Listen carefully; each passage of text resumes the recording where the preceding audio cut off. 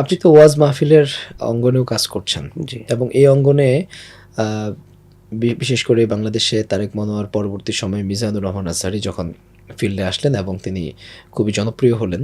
এরপরে তরুণদেরও একটা ব্যাপক আগ্রহ আমরা লক্ষ্য করছি। কিন্তু সবার মধ্যেই একটা ভাইরাল হওয়ার নেশা কাজ করে।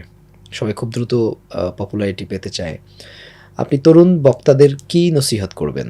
এই ফিল্ডে কাজ করবার ক্ষেত্রে তারা কোন, কোন পলিসিগুলো, রুলসগুলো তাদের মেনে নেওয়া উচিত বা মেনে চলা উচিত?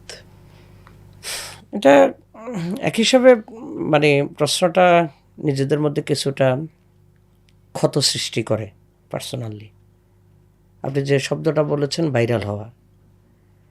আসলে এখানে দ্বীনি মানসিকতা যদি আমার না থাকে, আমার যদি এখানে ভাইরাল হওয়ার চিন্তা থাকে, প্রভাব প্রতিপত্তি, আমাকে লোকজনে চিনবে, তারপরে হলো আমার শ্রোতা বাড়বে, এরপরে হলো আমার অর্থবিত্ত বাড়বে, এই মানসিকতা যদি থাকে তো এটা তো মানে গোড়াতেই গলত। গলত।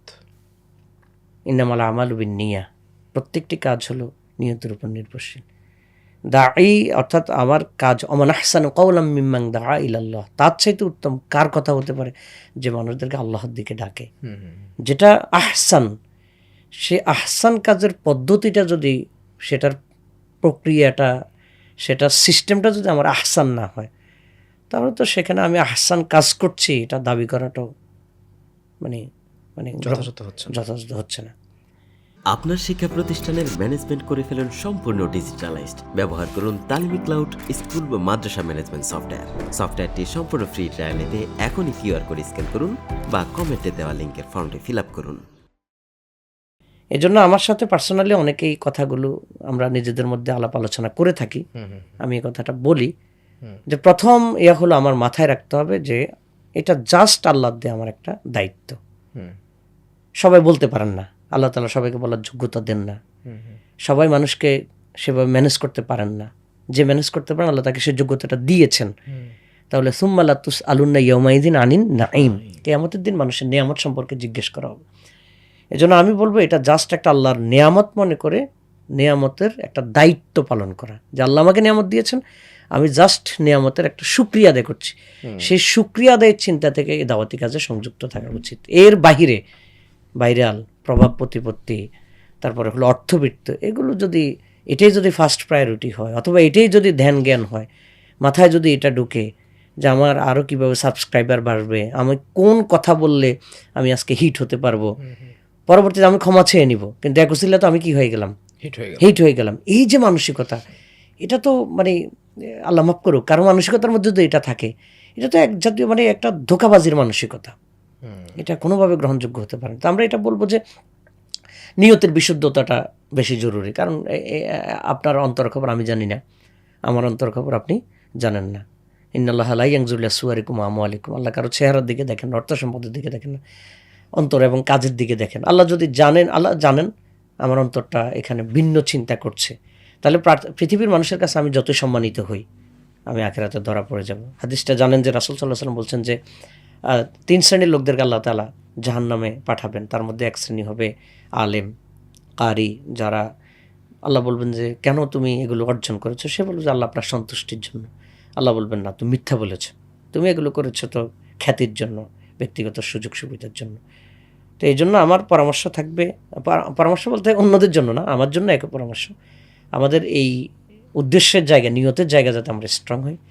দ্বিতীয় কথা হলো আমরা কথা বলার সময় অবশ্যই জেনে শুনে কথা বলতে হবে। ওয়ালা তাকফু মা লাইসা লাকা বিহি ইলম, সূরা বানী ইসরাঈল আয়াত নম্বর 36।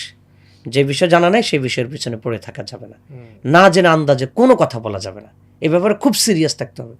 আমি যদি কোনো কথা না বলি আমার গুনাহ হবে না, কিন্তু আন্দাজে কথা বললে আমার গুনাহ হবে। এবং বিশেষ করে ইলমের ক্ষেত্রে যদি আমি আন্দাজে বলি, এটা ভয়ঙ্কর অপরাধ। আল্লাহ তাআলা বলছেন কি বলে যে 7 নম্বর সূরা আরাফের 33 নম্বর আয়াত, ওয়া আন তাকুলু আলাল্লাহি মা লা তা'লামুন, না জেনে আল্লাহর ব্যাপারে কথা বলা, এটাকে আল্লাহ হারাম ঘোষণা করেছে। তো আমরা অনেকে আছে জোড়াতালি দিয়ে কিছু এখান থেকে কিছু এখান থেকে আন্দাজের উপরে কথা বলি। এবং রাসূল সাল্লাল্লাহু আলাইহি ওয়াসাল্লাম বলছেন কেউ যদি কোরআনের ব্যাপারে আন্দাজে কথা বলে, তার কথা যদি সত্য যদি হয়, তারপরে সে গুনাহগার হবে, কারণ কোরআনের ব্যাপারে আন্দাজে কথা বলার সুযোগ নেই। তো এই জন্য আমি বলবো যে যেটা আমরা বলবো জেনে শুনে বলবো, কম বলবো, জেনে শুনে বলবো, এবং আমরা অথেন্টিসিটি যাচাই করার জন্য চেষ্টা করব। একবার রিয়েল সোর্স, আমি একজন কাছে শুনলাম বুখারীতে আছে, আসলে বুখারীতে হাদিসটা আছে কিনা। আমি একজনের কাছে শুনলাম তাফসির ইবনে কাসিরে আছে, আমি একটু নিজে তলিয়ে দেখবো আসলে তাফসির ইবনে কাসির এটা আছে কিনা। আমি একজনের কাছে শুনলাম তাফসিরে তবারিতে আছে, আমি একটু নিজে দেখবো তাফসিরে তবারিতে আছে কিনা। আমি একজনের কাছে শুনলাম সিরাত ইবনে হিশামে আছে, আমি নিজে দেখবো সিরাত ইবনে হিশামে আছে কিনা। এভাবে যদি আমরা একেবারে ইয়াতে যেতে পারি, ফান্ডামেন্টাল সোর্সে যদি যেতে পারি, তখন আমাদের মধ্যে ভারসাম্যতা আসবে, মানে জ্ঞানের একটা ভারিক্কি আসবে এবং আমাদের কথাগুলো অথেন্টিক হবে। তখন দুনিয়ার মানুষের কাছে আমি ভাইরাল হই আর না হই, অন্তত আল্লাহর কাছে আমি এটা যা পাবো। এই আপাতত আমি এটাই বলতে চাই আর কি।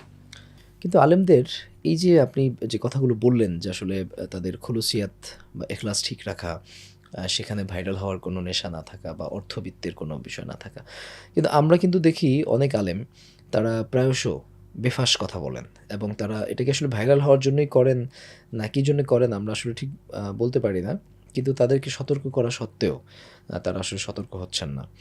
তো আলেমদের যে এদের তো আসলে কোনো সেন্সরিং হয় না, তারা তো ওয়াজ মাহফিলে যা ইচ্ছে তাই বলতে পারেন। তো এদেরকে মানে কোনো একটা সেন্সরশিপের মধ্যে নিয়ে আসার কোনো উদ্যোগ আমাদের দেশের আলেমদের পক্ষ থেকে কি নেওয়া হয়েছে কিনা বা নেওয়া দরকার কিনা, কি মনে করেন?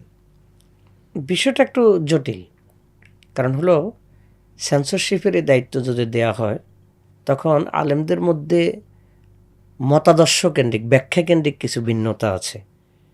তখন আপনি আপনার ব্যাখ্যা পছন্দ মতো না হলে সেটাকে সেন্সরের মধ্যে ফেলে দিবেন, আচ্ছা, আমি আপনারটাকে ফেলে দিব, তখন ওটা অন্য জটিলতা তৈরি করবে।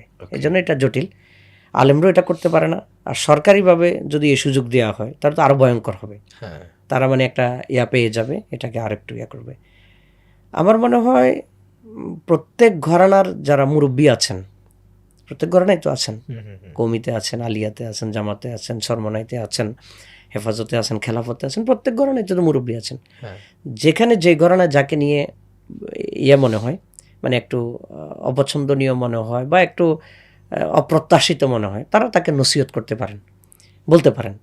যদি একবার দুইবার নসিহতে কাজ না হয়, তাহলে মানে সেই ধারার মুরব্বীদের দায়িত্ব হলো এটা পরিষ্কারভাবে জনগণের কাছে বলে দেয়া আচ্ছা, যে ওনাকে আমরা এতবার সংশোধনের জন্য চেষ্টা করেছি, তারপরে ওনার কোনো পরিবর্তন হচ্ছে না, সুতরাং এখন থেকে তার কোনো ভুল বা এই জাতীয় বেফাস কথাবার্তার জন্য কোনোভাবে আমাদেরকে দায় দিবেন না। অন্তত এতটুকু যদি বলে, তাহলে সাধারণ মানুষরা বুঝবে যে না, যারা বলার তারা বলেছেন, তারপরে কাজ হচ্ছে না। এর বাইরে তো আসলে বেশি ইখতিয়ার আপনার আমার নাই, কে করবেন? আচ্ছা, প্রত্যেকটা মানুষ তো সে ইন্ডিভিজুয়ালি, সে তো ইন্ডিপেন্ডেন্ট, সে তার মতো করে স্বাধীন। এখানে তো তাকে ওইভাবে আটকানোর মতো তো আসলে কোনো আইন তো ওইভাবে নাই। এটা অন্তত যারা প্রত্যেক ধারার মুরব্বী যারা আছে, তারা এটা বলা উচিত।